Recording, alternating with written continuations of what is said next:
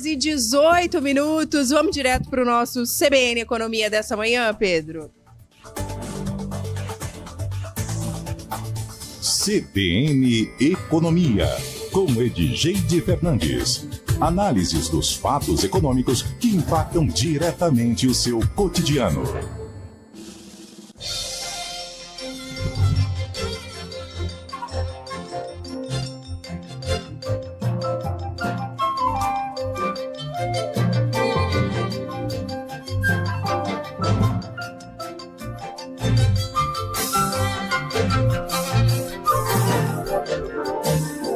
Muito bom dia, Edjeide. Cá estamos para mais uma quinta-feira de CBN Economia. Seja muito bem-vinda. Fica à vontade para dar um alô para nossa audiência. Desculpe o chá de cadeira, mas chegamos. Bom dia, tudo certo? Bom dia, tudo certo. Né? Dia 75 de janeiro. Você tem essa mesma impressão, Edjeide? Eu não aguento mais as pessoas falando que janeiro é interminável, que não acaba, que já foram 3 meses. Eu achei que passou rápido, Muito. Inclusive estou ansiosa para o amanhã. Passou rápido para você? Sim, inclusive amanhã, né, nós temos um aniversário. Graças aqui na a Deus. bancada, né? Uma aquariana. Aquariana meiga, né? Ao contrário do que dizem os astros.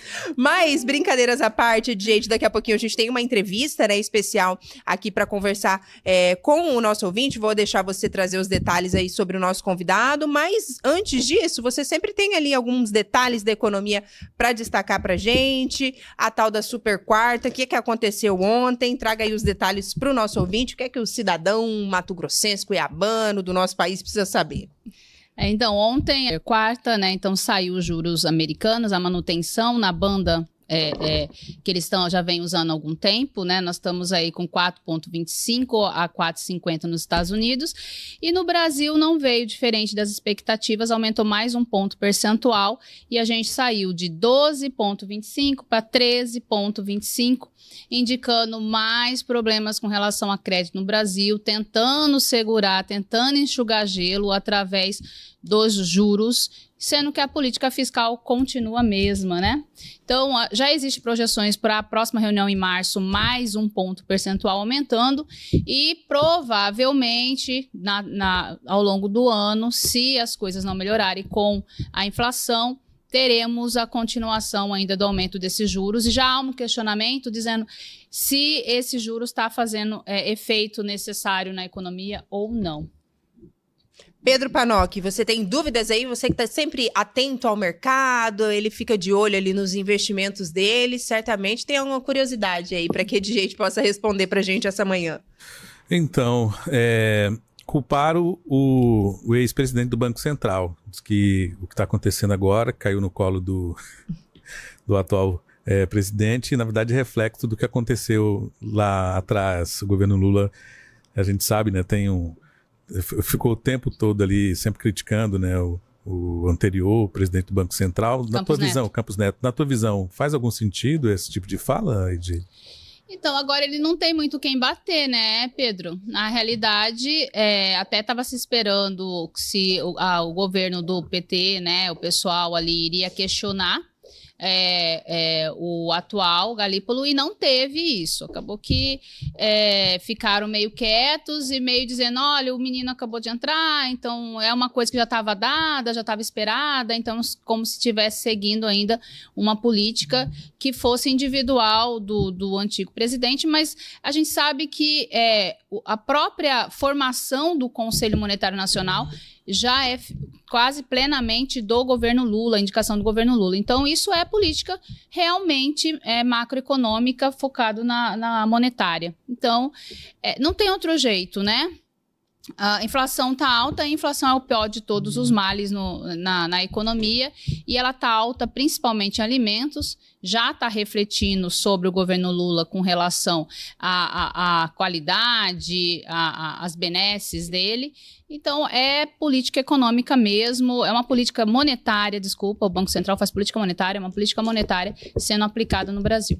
Normal. O Adriano até compartilhou como fala? Um print aqui de uma publicação da Gleisi Hoffmann, falando assim, Edjeide, o novo aumento da taxa básica de juros, já determinado desde dezembro pela direção anterior anterior do Banco Central e anunciado hoje é péssimo para o país e não encontra qualquer explicação nos fundamentos da economia real. Vai tornar mais cara a conta da dívida pública. É um trechinho da publicação que ela fez, aí o Adriano até questiona, né, nessa mesma linha do Pedro. Isso é fake news, Edjeide? 3 anos já de governo Lula e ainda estão colocando a conta no Bolsonaro. Pois é, né? Que Faz coisa... sentido? Não vamos falar que foi flores no outro governo, mas nesse também não está sendo, né? Então, eu acho que a economia brasileira, ela vive sempre voos de galinha. Ela começa a decolar, ela cai, faz algumas coisas, principalmente partes governamentais, sobe de novo e cai. E aí a pressão sempre vai estourar na população e no empresário. E na maioria das vezes, esse governo costuma colocar a culpa toda no empresário.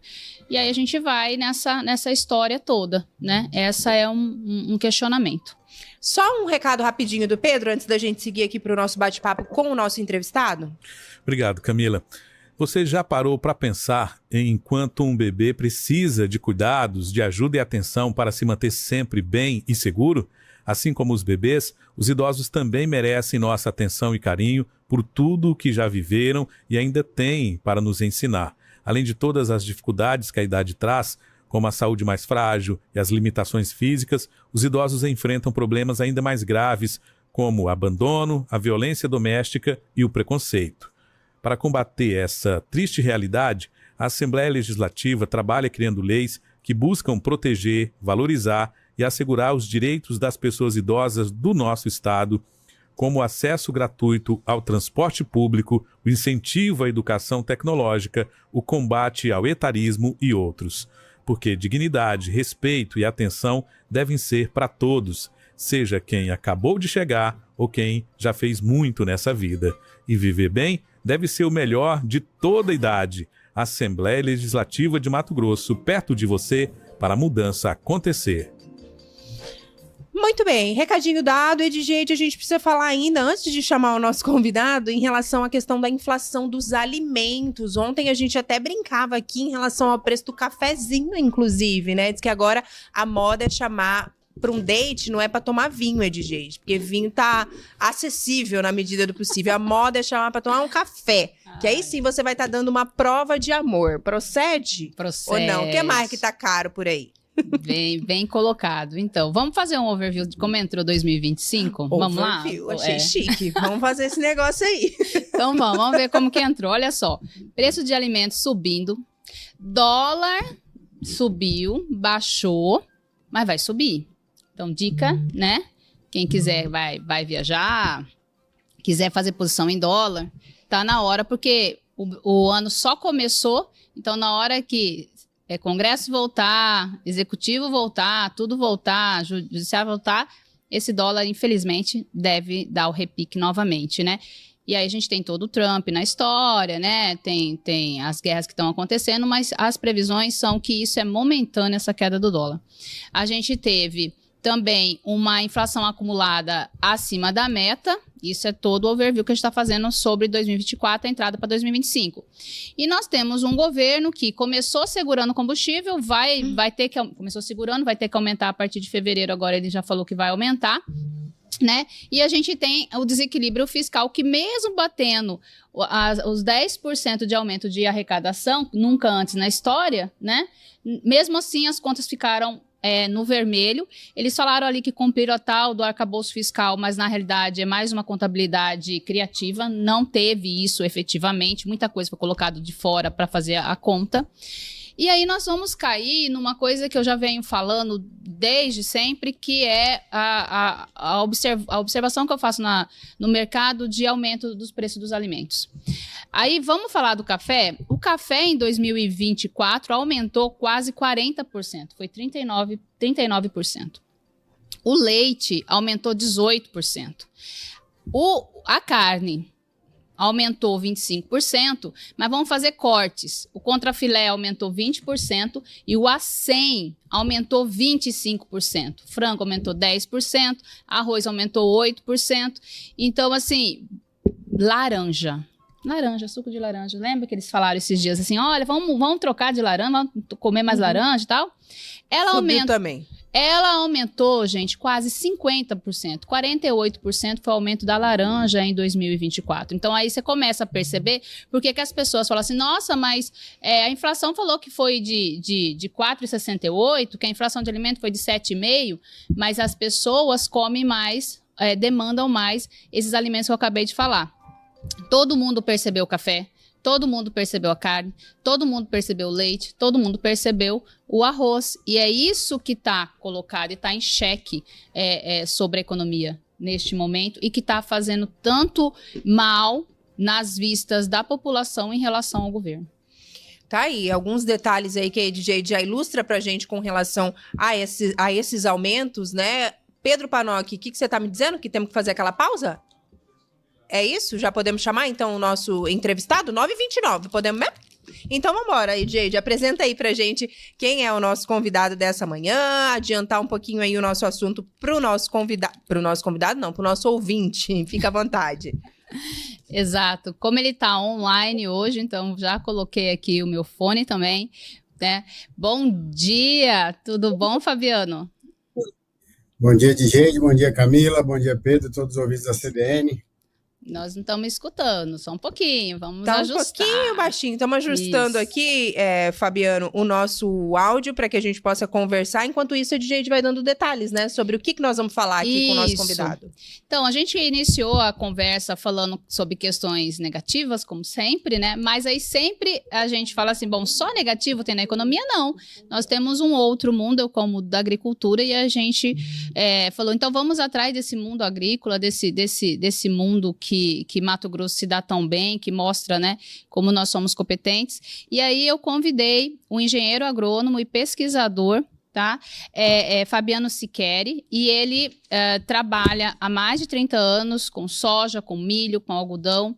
Ele é um dos fundadores também da Fundação Mato Grosso, então ele tem toda uma história, né, que a gente vai estar trazendo e ele conversando com a gente sobre como é que está o agro nesse momento, como é que está o agro tanto no Mato Grosso quanto no Brasil. Enquanto a gente faz esse ajuste aqui no nosso áudio, para a gente iniciar aqui de fato o nosso bate-papo, a gente vai fazer um intervalo, Fabiano, obrigatório, uma pausa para a rede bem rapidinho, mas na sequência a gente retoma aí para bater esse papo com a nossa audiência, bem rápido. Volta aqui na CBN em Cuiabá, amanhã de quinta-feira, dia 30 de janeiro, e agora sim, gente, agora vamos de vez, vamos engatar aqui a primeira marcha e vambora. Agradecendo mais uma vez ao agrônomo e pesquisador Fabiano Siqueri, que está aqui conosco nessa manhã, virtualmente, mas pronto para conversar conosco. Fica à vontade, DJ, para trazer aí os primeiros debates, as primeiras pautas aí para nossa audiência.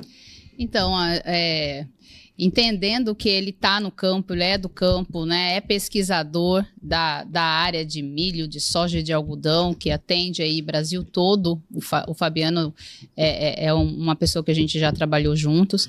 Então eu falei, vamos lá, Fabiano, você que é lá da lavoura mesmo, do dia a dia, tem uma empresa na área de pesquisa, a Proteplan, que ela faz pesquisa, faz educação executiva para o agronegócio, levando todas as informações do agro para o produtor, e tem a base em Sorriso.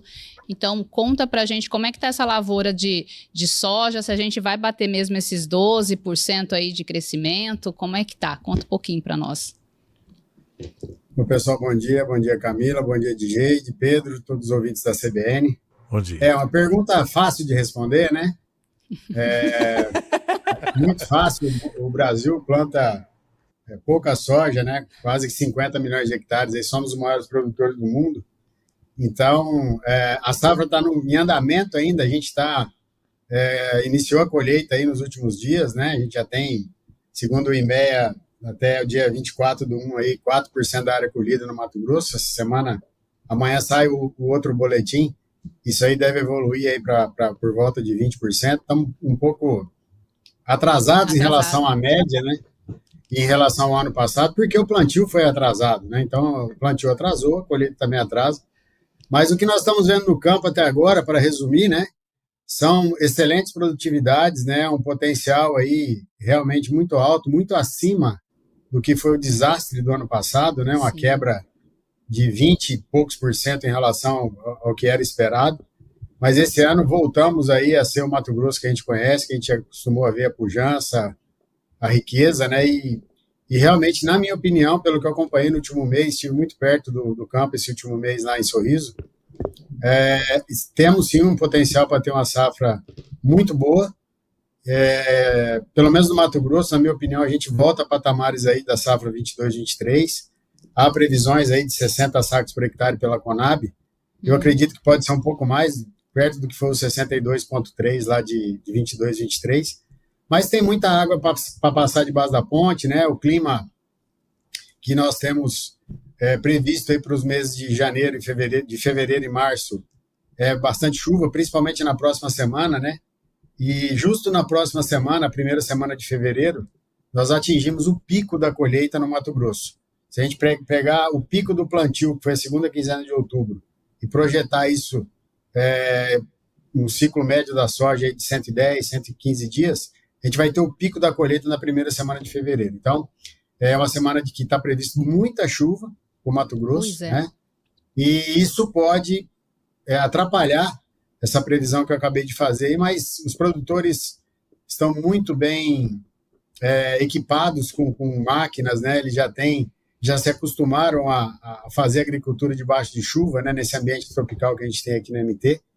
E eu, como otimista que sou, acredito que a gente sim possa atingir no Mato Grosso, pelo menos no Mato Grosso, essa safra, se não recorde, muito próxima da safra 22-23, que foi a maior safra da história do MT.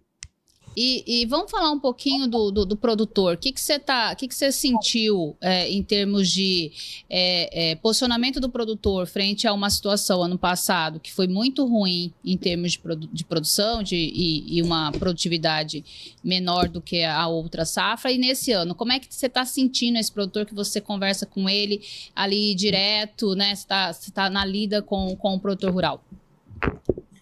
Bom, gente, o produtor, ele começou essa safra e viveu toda a entre-safra passada muito cauteloso, né? Não só com o que aconteceu na safra, mas o que vem acontecendo no país, né? Questão de inflação, questão de juros, incertezas. Teve a eleição americana no meio do caminho, que também foi um fator que contribuiu. Ele começou muito seguro, né? Segurando investimentos, segurando compra de insumos. Esse atraso nas chuvas aumentou ainda mais a ansiedade dele, mas depois que começou, ele viu que podia ser um ano bom, voltou às compras, voltou a acreditar mais, né? Eu acho que o clima hoje é melhor do que era no começo da safra, pelo potencial que a gente vem tendo. Nós tivemos produtividades aí já registradas no Mato Grosso, aí próxima de 100 sacas por hectare, já nessas primeiras colheitas. Então, legal. Isso anima o produtor. Ele já se voltou um pouco mais para investir mais no milho agora na segunda safra, né? Plantar híbridos mais produtivos, que exigem um pouco mais de cuidado. O algodão também é outra cultura que despertou interesse de muitos produtores, até para esse balanço do milho aí não está tão bom, mas voltou a subir, enfim. Mudou um pouco o clima, porém, a preocupação é constante com a macroeconomia, né? Isso que vocês acabaram de relatar aí do aumento do custo dos alimentos aí, nada mais na minha opinião, do que um reflexo também de tudo que a gente vem vivendo de aumento de custo de vida mesmo, né? Não só dos alimentos, mas custo dos insumos que são usados pelo produtor para produzir tudo isso. E o produtor de soja não é diferente, né? Aquele produtor que, apesar dos últimos anos aí, na maioria das vezes ter sido anos bons, né? Mas esse ano houve uma insegurança maior. Aumentou outra coisa que aumentou para o produtor, né? Que muita gente não fala, devido a esses problemas aí de pedidos de recuperação judicial no agro, né? Foi o custo do dinheiro, né? Isso, o crédito. O custo do dinheiro, a exigência, muitas vezes pelas instituições, de até adentrarem muito aos negócios aí para ter mais segurança, enfim. Tudo isso vem acontecendo, mas o produtor do Mato Grosso, o produtor brasileiro, de maneira geral, um produtor de muita resiliência, de muita fibra, né? E no que depender do agro, pelo menos do Mato Grosso, aí, da soja, do milho, do algodão que a gente tem acompanhado, vamos segurar nas costas mais um ano aí em termos de PIB, em termos de exportações, porque o que a gente sabe fazer é produzir, temos essa veia, essa vocação, né? E o Mato Grosso realmente, pelas condições climáticas, de relevo, e do povo que está morando aí, que mora aí, que vive aí, não vai deixar a peteca cair mais um ano, né? Eu acredito que, falando com bastante sinceridade, eu acho que vai ser uma safra que a Conab previu em 166 milhões de toneladas de soja. Isso. E tem até o pessoal, os economistas aí projetando até 172 milhões de toneladas. A USDA dos Estados Unidos está projetando 172. E o pessoal do Rally da Safra também.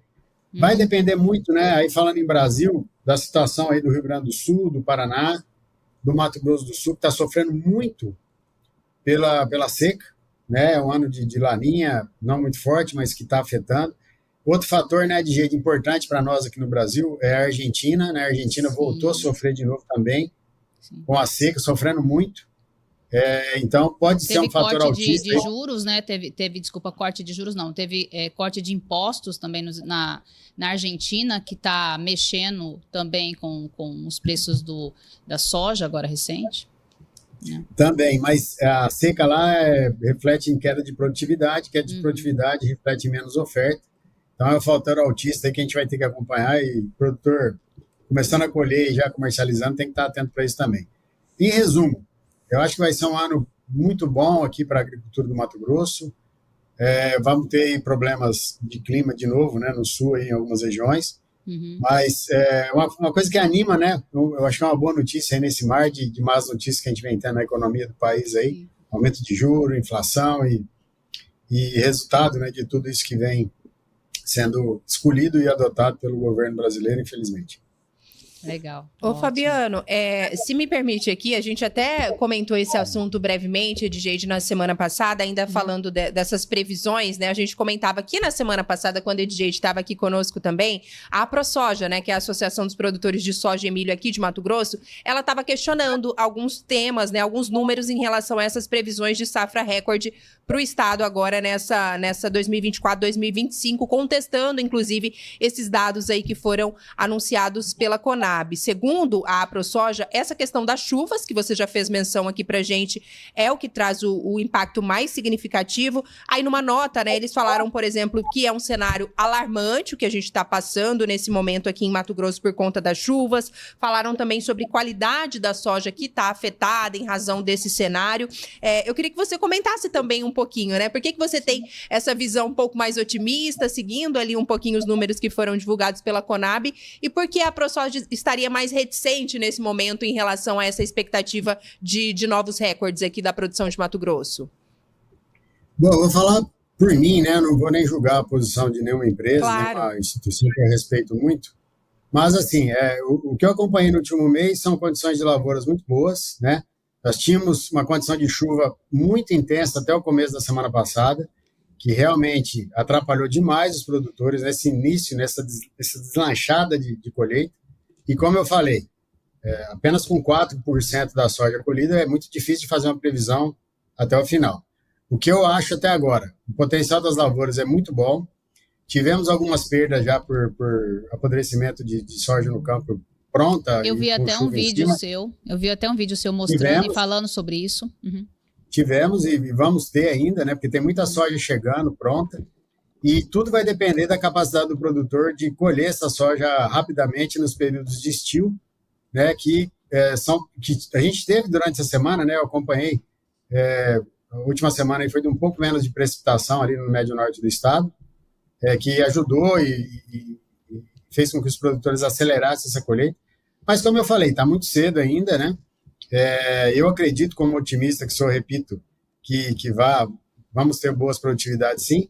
E talvez, né, esse questionamento aí por parte da ProSoja é que toda notícia que vem de superprodução é um fator baixista para o preço da soja, verdade, né? Isso afeta muito o ânimo dos produtores e tal, e previsões são muito difíceis de fazer. Vou pegar o exemplo do ano passado, que foi uma briga, não sei se a gente lembra, é uma guerra de números, um falava que ia dar 130 milhões, outro falava que era 150. Conab com o IBGE não se comunicavam. E o USDA falando que ia dar 160 e acabou dando 144, muito próximo do que estava previsto pela Conab, enfim.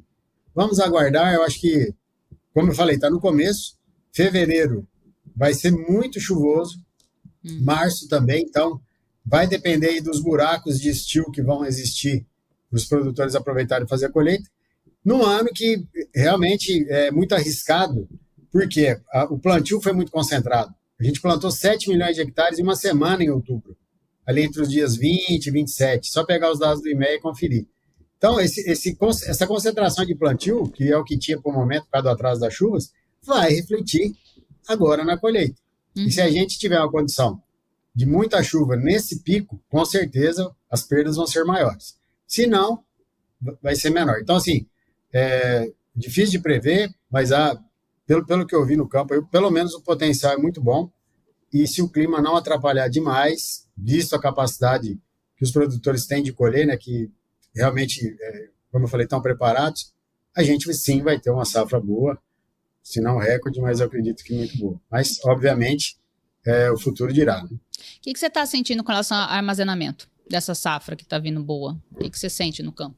Estão preparados ou vai ter aquela situação de sempre, não tem bag, não tem silo, deixa no caminhão, como que tá? Essa é uma rotina que eu não acompanho tão de perto, mas o que a gente tem visto aí de comentários do pessoal, e isso influencia, né, é que às vezes, por exemplo, se chega uma carga muito úmida para descarregar, né, com umidade alta, os armazéns eles demoram mais para processar essa soja, né? Porque tem que chegar a uma umidade determinada lá para se manter armazenado. Isso atrasa a entrega das cargas, né? Mas, de maneira geral, acho que a capacidade de armazenamento do Mato Grosso não acompanha o crescimento da produção, né? Visto que esses bags aí, esse pessoal que armazena em estruturas aí não metálicas, em estruturas temporárias, vem aumentando bastante o mercado desses materiais, né? Então, eu não tenho a informação correta, mas eu acredito que com a produtividade, uma produção cheia, se a gente não vai ter problemas para armazenar, mas pelo menos vai ter que recorrer a recursos aí ou não deixar, fixos, né, como os armazéns. Deixar no céu, né, ao relento. Esse ao relento não dá para deixar, porque a soja a gente colhe no período chuvoso, né? O milho, a gente consegue fazer isso porque a gente colhe em junho, julho, né? Mas onde não chove. Na consequência mesmo. Na soja não dá, não. Na consequência. Na soja é bem perigoso. Pedro Panocchi, seguimos aqui com o nosso bate-papo, agora 9h53. Traga suas dúvidas, meu amigo. Fabiano, vou tratar aqui de uma outra situação, claro, dentro do nosso assunto, mas puxar um pouco da tua experiência, né? Você fez parte ali da Fundação Mato Grosso, por certo, contribuiu, né, para essa questão da revolução da cultura da soja aqui no estado, né? Fazer um paralelo, né, desde quando tu entra ali na fundação, o que avançou do ponto de vista de tecnologia, de ciência, em termos da gente ter uma soja com mais qualidade e, de certa forma, até imune ou numa expectativa de que sofra menos perda em relação à umidade, a pragas. Houve um avanço significativo. Nos fale, né, exatamente ali da tua passagem pela Fundação Mato Grosso e uma comparação com o momento atual em termos desses aspectos que eu acabei de mencionar. Pedro, obrigado pela pergunta. Só para fazer uma correção aí de Geide aí, que é minha amiga, mas infelizmente eu não participei da Fundação Mato Grosso, né? Eu entrei na Fundação, a empresa já tinha 6 anos de funcionamento, então início, era bebê, fala sério. Tava na infância, tava na primeira infância. Política. Essa honra aí realmente é dos produtores ali da região sul do estado, que muito perspicazes fundaram essa empresa, que eu tenho muito orgulho de ter trabalhado lá durante quase 21 anos, mas e depois sim, aí eu fundei a minha empresa, a Proteplan, né, depois que saí de lá. Mas esse período que a fundação teve, né, desde a sua criação, que eu tive lá, eu acho que o fato bem marcante, viu, Pedro, era que era uma empresa, a principal empresa de pesquisa que tinha no estado, né, na época que foi fundada, não tinha outras empresas de pesquisa, então ela foi muito relevante no desenvolvimento da cultura da soja no Mato Grosso, desde a criação de variedades, né, que ela começou com o melhoramento, e teve um fato que acho que marca a história da soja no Mato Grosso, que é a chegada da ferrugem asiática, né? A ferrugem asiática é um marco que mudou o jeito de se cultivar a soja no Brasil, e que o Mato Grosso foi o líder nessa mudança, né? Que passou aí por mudança de época de plantio, mudança de época mudança de ciclo de cultivares que foram plantadas, né? Que fizeram com que a ferrugem asiática, pelo menos 10 anos, seja uma doença secundária ou talvez terciária no estado, né? Uma doença que causou bilhões de prejuízos até 2015, por aí, deixou de ser tão importante devido à pesquisa, né? Que passou por melhoramento genético com cultivares mais precoces, mais produtivas, mudança da época de semeadura para mais cedo por parte dos produtores, a introdução do vazio sanitário, que foi liderado pela Fundação Mato Grosso, né? Hoje não se pode plantar soja antes do dia 15 de setembro. Então, isso foi uma mudança que tornou, foi a base de todas as mudanças que vieram depois, e que fizesse que hoje os produtores tenham aí desafios em termos de doença de plantas, como o caso da podridão de grãos, que está atacando ultimamente, outras doenças foliares, mas a ferrugem, que foi uma doença, que é uma doença ainda muito destrutiva, problemática no sul do país, né, no Paraguai, deixasse de ser um problema graças à pesquisa, né, e a Fundação acho que teve um papel importante nisso, e que eu, com a minha empresa, desde 2019, a Proteplan, tendo aprendido e contribuído tanto tempo em outra empresa, a gente também vem com esse espírito, vem com essa mentalidade de sempre ter como core, né, como principal objetivo, ajudar o produtor a produzir mais, a produzir com sustentabilidade, a produzir de uma maneira que ele tenha o máximo retorno sobre os seus investimentos. Isso é difícil, né, porque o Mato Grosso é um ambiente tropical, de muita chuva, altas temperaturas, e que as doenças, principalmente os insetos, aí, proliferam com muita rapidez. Então, a pesquisa tem um papel de base, né, para tentar resolver esses problemas aí rapidamente, e é o que a gente tem procurado fazer aí todos esses anos.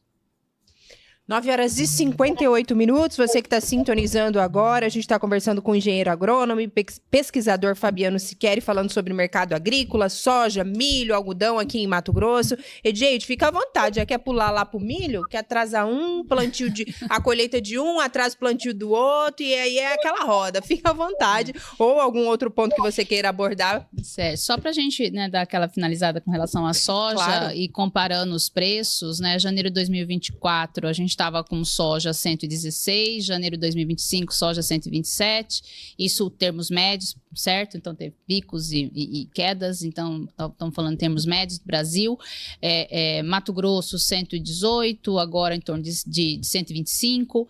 Então, assim, a gente percebe já de cara um melhor preço para a soja, isso indica também maior giro.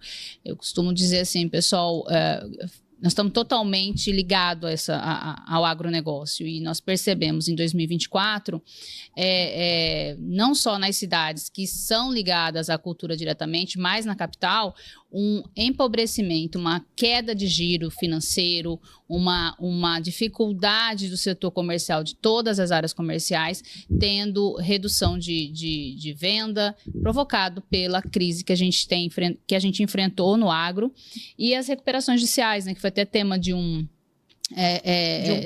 quadro nosso, onde a gente conversou sobre isso e que ainda persiste, né? Eu que faço análises econômicas e atendo vários segmentos, então a gente tinha grupos econômicos na área do agro que caíam 17%, né?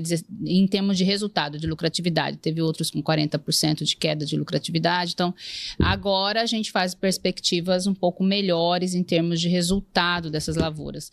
E aí não vai ter break agora, né, Pedro? Posso seguir aqui? Você que manda, cara. Vai ter ou não vai ter, Pedro Panoc? O que é que você nos orienta nesse momento? Ele tá ouvindo a gente, Anderson? Ele tá ali de olho na rede. Tem break agora, Pedro, ou ainda não? Ainda não? Ainda não? Minutinho, gente. Tá bom, então. Vamos falar do milho, então? Vamos agora entrar falando um pouco mais do milho. O que você está percebendo, Fabiano, sobre esse milho? A gente está, de acordo com os dados, pode ter queda aí do milho no Mato Grosso, mas no Brasil pode se elevar. Como é que você está vendo aí? Se você acha que vai ter atraso, ou vai continuar, ou a gente vai começar a plantar? Quando? Como? Bom, milho, o Mato Grosso tem essa propriedade, né? De que a colhedeira vai na frente, arrancando a soja, e a plantadeira vai atrás, na mesma linha. Isso, eu vindo de Sorriso essa semana para Cuiabá, tive a oportunidade de ver em várias propriedades, né? Porque realmente já se aprendeu a fazer isso. Milho começou a ser plantado, a gente tem uma janela aí boa de milho até o final do mês de fevereiro, então fevereiro é o mês grosso do plantio do milho, né? O do plantio do algodão um pouco mais cedo, a janela se fecha um pouco mais cedo. Agora sim a gente vai precisar fazer aquela pausa, vou precisar te interromper um pouquinho. O repórter, ele briga contra a gente. Desculpa, mas a gente volta ainda para falar desse assunto, é bem rápido. De 6 minutinhos, Pedro Lima já deu uma olhadinha ali no vidro. Hoje eu atrasei todo mundo. Atrasei de Jade, vou atrasar o Pedro Lima. Ele vai tomar um chazinho de camomila ali. Daqui a pouquinho ele entra para falar pra gente sobre resultados aí de ontem do Campeonato Mato Grossense. Tivemos emoções sendo transmitidas também aqui na CBN Cuiabá. Daqui a pouquinho a gente abre espaço pro esporte. Mas, Edjeide Fernandes, precisei interromper aí o nosso convidado. Fabiano Siqueri está conversando conosco nessa manhã, trazendo alguns pontos aí, né, do agro em relação a essa safra, e ele falava sobre o milho, né? Exato. Tem mais alguma coisa que você queira acrescentar? Ou fica à vontade, Fabiano, para seguir aí o nosso raciocínio? Vamos lá falar do milho, né, Fabiano? O que eu estava comentando, a gente tem o início do plantio do algodão e do milho, né? Na verdade, quem vai plantar algodão já começou. Tem a janela um pouco mais estreita aí, a soja, como eu falei, já atrasou um pouquinho o início, né? Mas terminou dentro ainda de outubro. Mas para aqueles produtores de algodão, talvez a janela esteja um pouco mais apertada, porque a soja também alongou um pouquinho o ciclo por causa do clima esse ano, 5 dias, uma semana ali. Tudo isso é o que empurra o plantio do algodão um pouco para frente. Uhum. E entrando muito em fevereiro, e quanto mais para o final de fevereiro, mais arriscado fica, né? Por uma questão de chuva lá em abril, maio, que pode faltar. No caso do milho, não. O milho, a janela é um pouco mais larga, né? A gente tem até pelo menos o final de fevereiro, aí, dia 20, 25 de fevereiro, um cenário mais seguro para se plantar o milho. E como eu falei, o produtor está um pouco mais animado, aumentou um pouquinho o preço, e pode ser que a gente não tenha uma queda muito grande no milho, mesmo porque o algodão não é uma cultura que pode ser facilmente adotada de uma hora para outra pelos produtores, como é o milho, né? Uhum. Para quem já planta soja. Demanda aí máquinas diferentes, um investimento muito maior, então acaba ficando muito sem saída aí para o produtor alternar muito do milho, né? Há uma tentativa aí para outras culturas, como gergelim, como próprio trigo, aí, algumas tentativas, mas o grosso ainda da segunda safra do Mato Grosso é o milho, e a perspectiva é que não caia tanto quanto havia, né, essa perspectiva no começo da safra. Vamos aguardar. 3%, né, que eles estão falando que deve cair um pouco o milho. Excelente. Olhando um pouco agora para o lado econômico, né, e observando tudo isso, o governo federal ele fala muito que a história da inflação se dá pelo lado da oferta, né, que o problema é o preço dos alimentos, ele não toca nas questões que a gente fala muito, que é da geração das despesas dele, que gera excessos dentro da economia e que gera os desequilíbrios. Vindo essa super safra aí, se é que vai vir mesmo, e tudo indica que sim, você acha que o que essa safra e esse giro pode provocar ou pode gerar na economia de Mato Grosso e na economia do Brasil? Você acha que dá uma cedida nessa inflação, olhando essas perspectivas de vários anos, atuando diretamente com o agro? Didi, é muito difícil para mim projetar em termos macroeconômicos aí, que realmente não é a minha área, né? O que a gente observa é que, assim, todo esse progresso, essa pujança do Mato Grosso, né? Eu estou no Mato Grosso já há 47 anos, e eu vi essa terra progredir, vi as cidades crescerem, enriquecerem, né? São devido ao que a cultura da soja e do milho, principalmente, né? Elas permitem, que é uma distribuição de renda ao longo da cadeia, uma geração de empregos aí bem grandes, né? E ao mesmo tempo há uma falta de mão de obra aí no campo, de maneira geral. Uhum. Então, anos bons para a agricultura, se não resolve os problemas macroeconômicos aí, que em termos que a gente fala de inflação e juros, outras coisas, pelo menos injeta muito dinheiro na economia, distribui essa renda melhor, né, entre todos os elos da cadeia, né? Só para você ter uma ideia, por exemplo, eu tenho uma empresa de pesquisa que é demandada por empresas que vendem insumos para os produtores, que se os produtores não tiverem sucesso na sua atividade, reflete em menos compra de insumo, que reflete em menos compra de contratação de trabalho de pesquisa da minha empresa, e isso reflete na minha contratação de funcionários e outras coisas mais. Então, assim, indo bem, essa parte da cadeia que é a produtividade da soja no campo, a produtividade do milho, do algodão, com certeza há uma melhora no cenário econômico regional aí, isso é inegável, né? E eu acho que é muito claro da gente ver essa história do Mato Grosso nos últimos 30, 40 anos aí, quanto melhorou o estado, quanto tem progredido. Então, anos bons da agricultura, anos bons para o Mato Grosso. Exato. Infelizmente, a gente não pode projetar isso para o Brasil inteiro, porque existem outras regiões onde o agro não é tão forte, né? Que não tem essa premissa aí, mas normalmente é assim que acontece, né? Legal. Pedro Panoc, 10 horas e 12 minutos. Tem mais alguma dúvida aí para a gente aproveitar os conhecimentos do Fabiano por aqui? Tem um questionamento do Luciano Ramalho, mas eu vou guardar um pouquinho, que eu vou pedir para a Edgeide responder para a gente com mais detalhes, tirar a dúvida da nossa audiência, mas fica à vontade, meu amigo. Mais algum detalhe? Fabiano, levando em consideração tudo que você já colocou aqui da sua experiência, muito se fala em questão do aumento da produtividade atrelado ali ao melhoramento, enfim.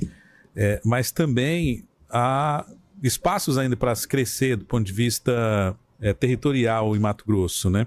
Você acha que tem possibilidade de haver esse crescimento em termos territorial? E para que lado agora, na tua visão, de repente tem essa possibilidade de crescimento? Eu estou falando isso porque já conversamos aqui com pessoas que acham que, por exemplo, algumas fazendas que hoje criam gado, por exemplo, têm possibilidade de mudar essa cultura. Na tua visão, Mato Grosso caminha para isso, uma vez também que tem essa preocupação com a preservação ambiental? Pedro, é uma pergunta bem interessante. Se a gente pegar aí, eu não estou totalmente atualizado, talvez a gente tenha o dado mais completo, mas a área de pastagem, vamos falar só de pastagem, tá? No Mato Grosso, que nós temos aí 90 milhões de hectares aproximadamente no estado inteiro, né? A nossa área territorial é de 90 milhões de hectares, e a gente tem hoje ocupados pela soja aí cerca de 12,7 milhões de hectares, que é a projeção aqui da Conab. Se eu não me engano, algo em torno de 25 milhões de hectares com pastagem, né? Quase o dobro aí, ou praticamente o dobro, mais ou menos, tá? Eu não estou atualizado, depois se a gente tiver o dado pronto, atualizado, melhor. Então, boa parte dessas pastagens estão degradadas, são em terrenos agricultáveis, onde chove bem, onde o solo tem estrutura para aguentar uma operação agrícola como a da soja, né, como a do milho. Então, eu acredito que há uma tendência de expansão muito mais forte nessas áreas do que necessariamente em áreas aí ocupadas por florestas, por matas, que a gente pode sim, o Mato Grosso pode sim crescer muito. Tem alguns fatores que regulam isso, né, como o preço da carne, a própria disposição do pecuarista em arrendar suas terras ou partir para uma outra atividade da agricultura, né? A gente sabe que a pecuária e a agricultura, a cultura entre o pecuarista e o agricultor raiz ali é um pouco diferente, né? Então, mas é uma tendência, né, que vai depender aí da conjuntura econômica, né, do poder de investimento dos agricultores, porque não é fácil você pegar uma área de pastagem e plantar soja de um ano para o outro. Tem uma série de investimentos a serem feitos em descompactação da área, em fertilização dessa área, correção do solo, que vai depender aí do crédito do que o agricultor vai ter disponível e do apetite dele para se arriscar, né, em aumentar a área. Mas que há espaço, há bastante espaço, sem prejudicar a natureza, sem derrubar nenhuma árvore. Há muito espaço para o crescimento da agricultura, sim, no estado do Mato Grosso. sem a gente adentrar matas, né? Apesar de haver algumas áreas ainda que isso é possível de ser feito dentro da lei. Né? Sim, exato. Muito bem, 10h16, tem mais dúvidas, Jade? Não, ok, eu acho que a gente fez um compilado legal para trazer o que vai acontecer, ou o que pode acontecer, até porque a gente faz previsão e não determinações das coisas, né? Porque o pessoal fala muito assim, mas o fulano falou aquilo, a entidade tal falou aquilo. Mas é a previsão agora, neste momento, né? O que a gente pode estar colhendo lá na frente, né?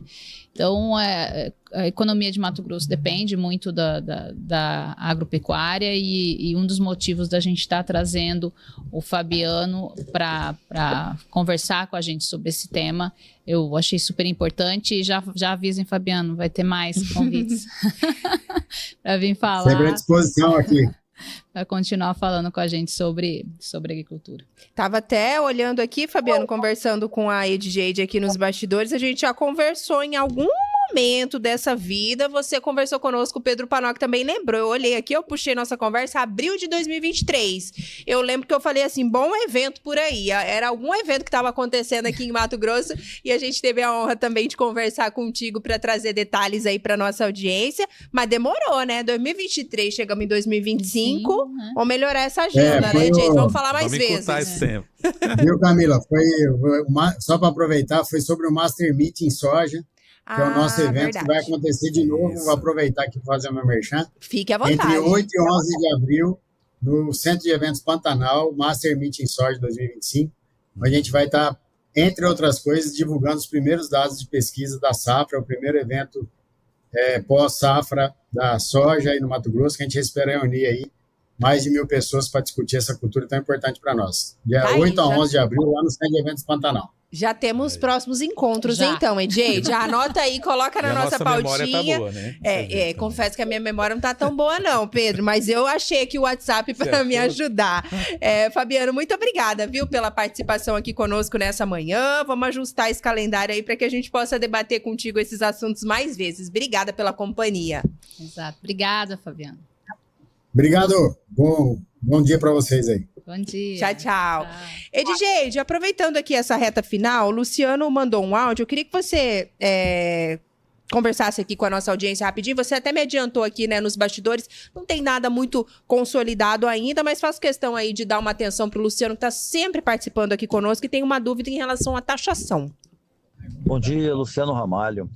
O governo federal pretende aumentar a taxação sobre o agro, sobre as exportações do agro, para que mantenha mais produto no país, para assim diminuir o preço dos alimentos, tirando assim de cima das costas deles a culpa pela inflação dos alimentos. Qual o reflexo disso para o agro no Mato Grosso? E qual a política correta a ser implementada para que nós tenhamos um preço menor dos alimentos? Então, primeiro que a história do agro, a gente tem todo o complexo soja, né, comercializando, a carne, né, a carne é uma questão que bate bastante em termos de exportação, porque é uma competição, né, o que lá fora está pagando em dólar e o que tá acontecendo aqui no Brasil. Então, a posição é, olha, tá subindo o dólar, tá tendo demanda lá fora, então vamos vender e ir para a posição aqui. Mas é aquela história de jogar a culpa para o outro, né? Lógico que se aumentar a taxação, pode ser que isso faça efeito, pode não, depende da situação do dólar. Às vezes até compensa continuar encaminhando, entendeu? E não diferente disso. Com relação, específico com a carne, houve todo um posicionamento de não deixar aumentar a tributação, mas ainda a questão tributária ela não está bem posta ainda. A gente está vendo ainda como que vai se dar. O geral, né, a lei geral, a reforma foi validada, mas agora, 2025, que nós vamos efetivamente entender o que vai acontecer e posicionar cálculo. Antes disso, a gente continua na regra anterior, a partir de 2025, entendendo o que vai acontecer em 2026, talvez a gente consiga fazer formações novas de preço desses produtos, né? Agora, eu percebo, por exemplo, laranja, né? Você viu? 50, quase 48%, quase 50% aumentando. Vamos trocar laranja. É aquela história de procurar o outro para colocar a culpa que a gente já sabe, a gente conversa sobre isso. Não é a primeira vez que acontece no Brasil essa situação de excessos de gastos públicos gerando desordem na macroeconomia. Muito bem. Mais alguma dúvida, Pedro Panocchi? Ou Tranquilo. Tudo certo? Então, obrigada, gente, pela companhia mais uma vez. Finalizando aí esse mês de janeiro, mês Rápido. de muita movimentação aí na economia. Sim. E aí, semana que vem a gente tá de volta? Fevereiro é mais curtinho, né? Pra alegria da galera. Estamos E aí de vem volta. carnaval, vem aquela coisa toda. Umas pautas aí de carnaval também pra gente falar um pouquinho. Obrigada, gente. Fica à vontade pra mandar um alô aí pra nossa audiência. Semana que vem tem mais, né? Semana que vem tem mais. E aí, assim, gente, vamos dar uma olhada nesses preços mesmo, vamos questionar sobre isso, porque a economia somos nós que fazemos. Então, bora realmente saber como acontece a economia, como que faz a economia, para a gente ter uma melhor vida, porque nós estamos no processo onde tem inflação, sim, e nós temos juros altos, sim, então está difícil para todo mundo, não só para o empresário, mas para o pequeno, para o grande, para o médio, para todo mundo. Muito bem.